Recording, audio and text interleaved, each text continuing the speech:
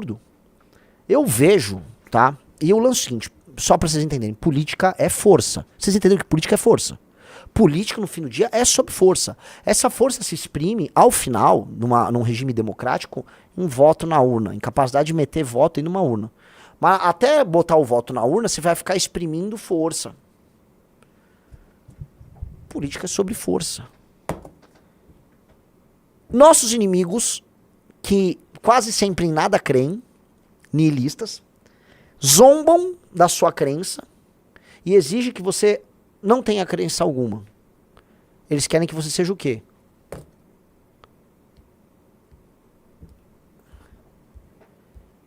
Eles querem que você seja fraco. Toda vez que alguém vê uma demonstração nossa de força, correm pra tentar fazer a gente ser fraco. Olha esse tweet, esse pimba maravilhoso desse Arthur Cardoso. Eles inventam um erro e te mandam pedir desculpas por isso. É isso. Meu caso lá daquele lá foi isso. Inventam um erro e querem que eu peça desculpas. Se você pede, eles continuam fazendo, até que te moldam e castram seu discurso. Militância, parem de querer que o MBL seja gostado. É isso. Porque entra aquela coisa, eu estou pressionado, né? Ou seja, há uma mentira sobre você, você se sente pressionado. Ah, meu Deus, eu fui pressionado, agora qual é a melhor saída que eu tenho? Acho que eu vou ceder um pouco pro inimigo, né? Eu vou ceder. Nunca ceda. Nunca ceda. Aí entra essa coisa, dessa vocação de querer ser o bom menino. O MBL não tem que ser bom menino porra nenhuma, porque política é sobre poder. Isso aqui é um outro ponto muito bom. O cara botou aqui, ó. Sobe um pouquinho, pera. Quem que é que botou? O Rodrigo Moreira. Nossa, pelo amor, vai ficar nesse vitimismo de ser bonzinho até quando? Não dá pra ser bonzinho. O MBL errou por muito tempo, tá? Eu só falei no grupo da Nacional, Riso. Tem alguns áudios épicos ali. Explicando assim, muita gente acha que o papel do MBL no jogo é ser um menino bonzinho que faz a lição de casa. Muita gente entende o mandato do Kim como o mandato do menino que faz a lição de casa. Ah, lá vem o Kim, ó, o cara que mais aprova relatórios, o cara que aprova projetos sem parar, o cara que aprova coautorias, o cara que barra projetos. Ah, ele é um bom menino, hein? Ele também é econômico, ele faz a lição de casa. Tá, assim, ele faz isso porque isso é uma questão de caráter, mas ele não faz isso porque ele é um bom menino. Se vocês querem achando que nós temos que ser os bons meninos que sofrem, tem que receber conselhos dos outros e ficar se comportando em público de modo a não ferir ninguém, ninguém vai votar na gente. 2, você não vai conseguir construir nada. O menino fraco é só um fraco jovem. Menino bom, o bom menino é só um menino bonzinho. Vamos lembrar uma coisa, tá? Nem as mulheres querem sair com o menino bonzinho. Porque elas veem fraqueza no menino bonzinho. Essa é a real. Então quando vocês querem ficar passando uma vocação de menino bonzinho por aí, vocês só querem mostrar que vocês estão sendo fracos. E quem é fraco não vai enfrentar Comando Vermelho. Quem é fraco não vai enfrentar o PCC. Quem é fraco não vai enfrentar o Ciro Nogueira. Quem é fraco não vai enfrentar o Kassab. Quem é fraco vai ser engolido, vai ser demolido, vai ficar chorando, vai correr pra mãe. Que é isso que um fraco faz. O Kim é foda, ele é trabalhador, ele não é um bom menino. Porque quando foi instado a ficar de joelhos pro Bolsonaro, quando botaram espionagem pra cima dele, o Kim aumentou o teor da crítica dele. Ele aumentou. E a nossa crítica foi aumentando, a ponto de botarem uma operação pra fechar o MBL. Que foi isso que o bolsonarismo fez. Foi isso que o Bolsonaro... Só pra vocês entenderem. Só que tem gente que acha por aí que não, o MBL tem que ser um Tolkien, que é legal falar que apoia os políticos do MBL porque eles são bonzinhos, eles não são nem Lula nem Bolsonaro. Entendeu? Aqui, quem é bonzinho, que é o Betinha, não assume poder. O Betinha não assume posição de poder, sacou? Nenhuma. Nunca que o Betinha vai ser chefe, nunca que o Betinha comanda. Aí eles querem exigir de vocês e do movimento que seja isso. Pede desculpa aí, Betinha. Ué, mas eu não fiz nada. Mas pede desculpa, você não é bom menino? Peça desculpa, vai tomar no cu. Vai se fuder, porra. Vai se fuder. Você não exige que o leão peça desculpa por ter comido a presa dele na pradaria.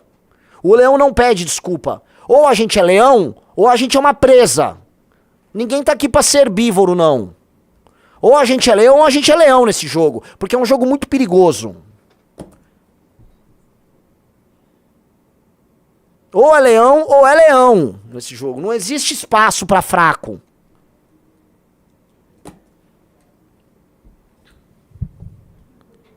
E aí vocês vêm querer exigir vocês não, tá?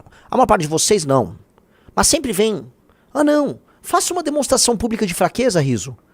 Demonstra fraqueza em público. Sim, vou demonstrar fraqueza. Um bosta, um coitado de um bosta lá do Nando Moura com uns derrotados que queriam ser do MBL e foram expulsos porque não tinham massa encefálica suficiente pra estar com a gente, se juntam, fazem uma mentira, aí afetam algumas pessoas nossas. Não, olha só, é estratégico.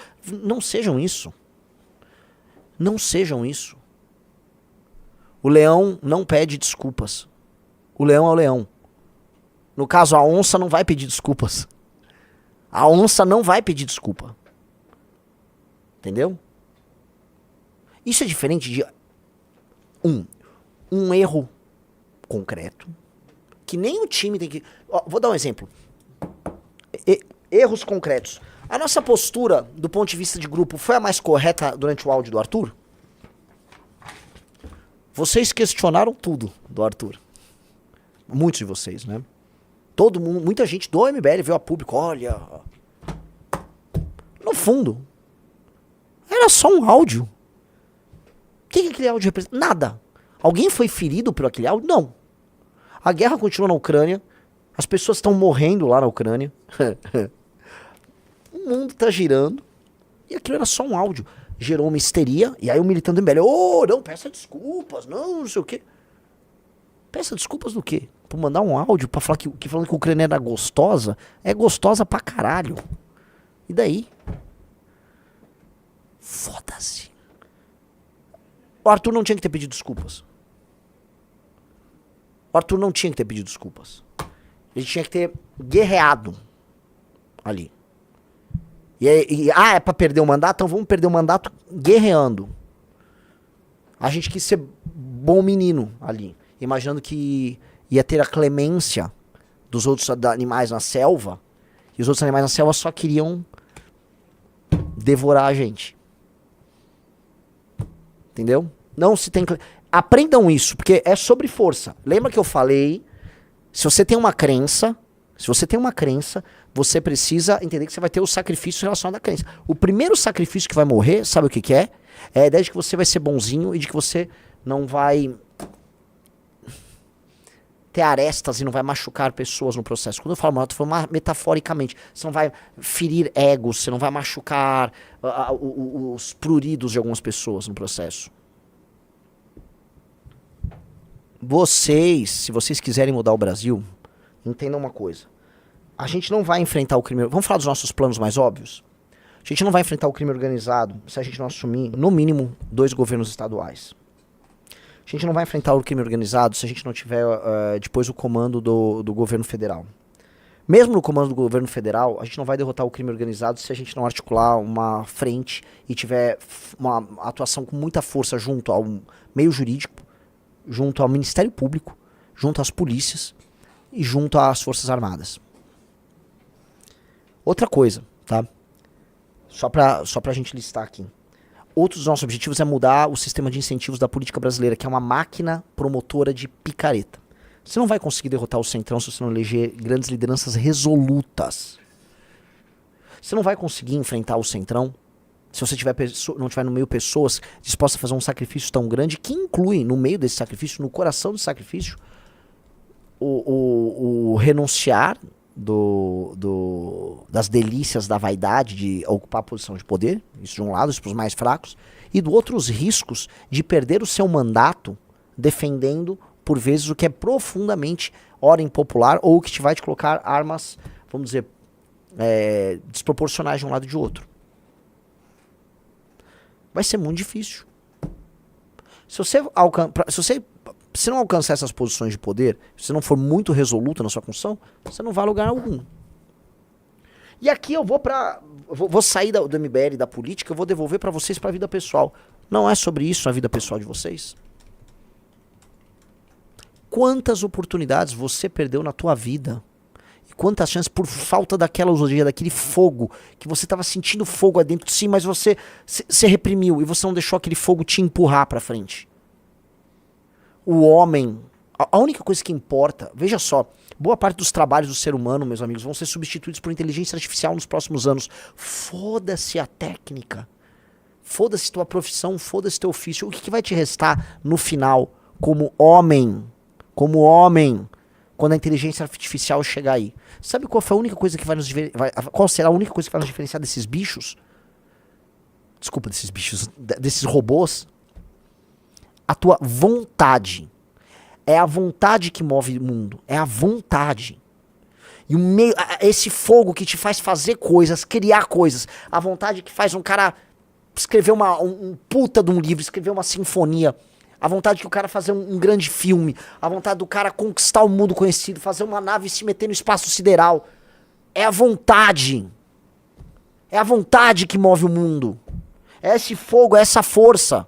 E às vezes você tem medo de sucumbir, não às vontades primitivas de um bicho, mas às vontades elevadas de um ser superior.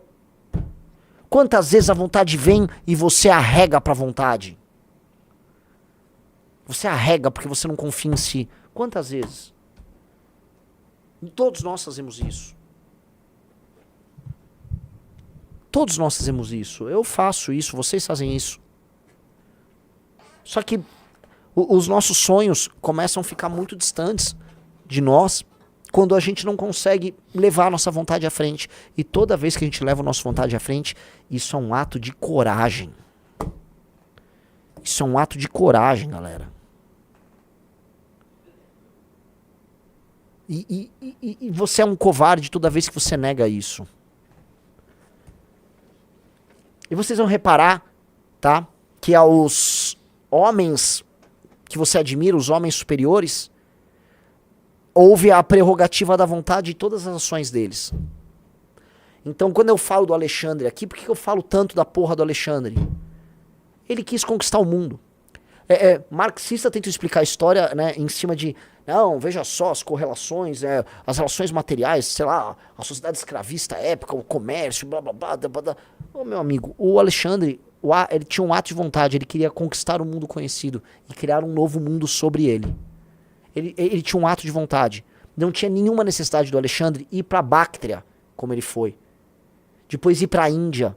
Depois voltar num ato insano pelo deserto da Cadrósia. Não tinha nenhum sentido ele fazer isso. Mas era um ato de vontade.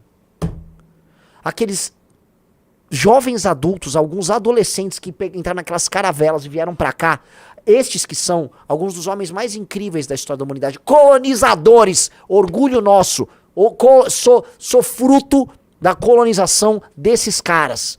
Nós descendemos desses caras, esses caras brabos lá, que se meteram numa caravela, ato de vontade. Gente foda. E aí você vai lembrar do Usain Bolt, ao Mozart. Você vai lembrar da obsessão, da capacidade, dos atos de vontade incríveis, dos caras incríveis que construíram a nossa história. Porra! Então a história é permitida aos grandes homens que têm vontade e que sabem executar sua vontade.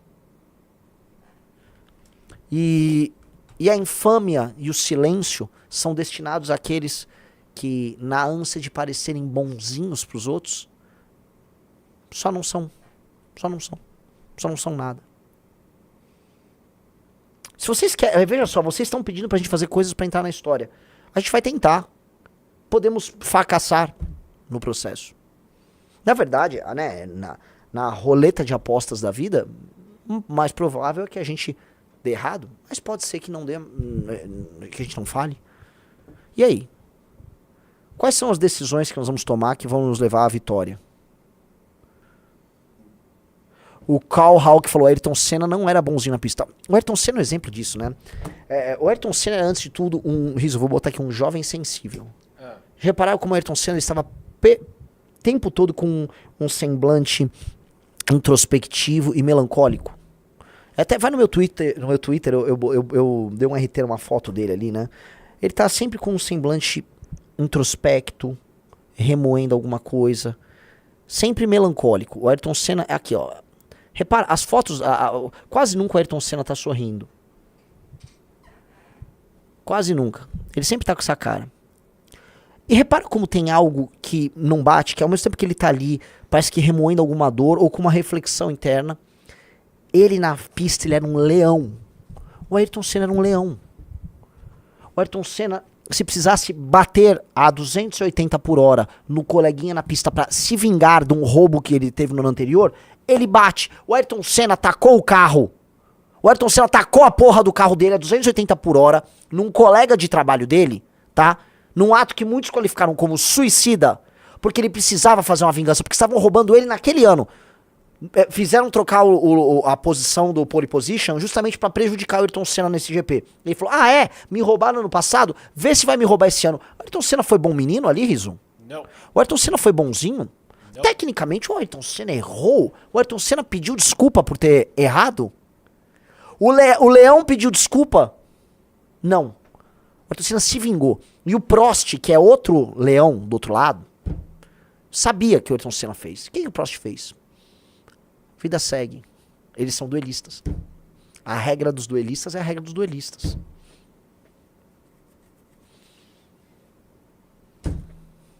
Se chegou até aqui, se inscreva no canal, compartilhe e deixe seu like, para esse vídeo chegar a mais pessoas. Acesse nossas playlists e veja outros cortes como esse. Vamos espalhar as nossas posições e valores, essa é nossa missão.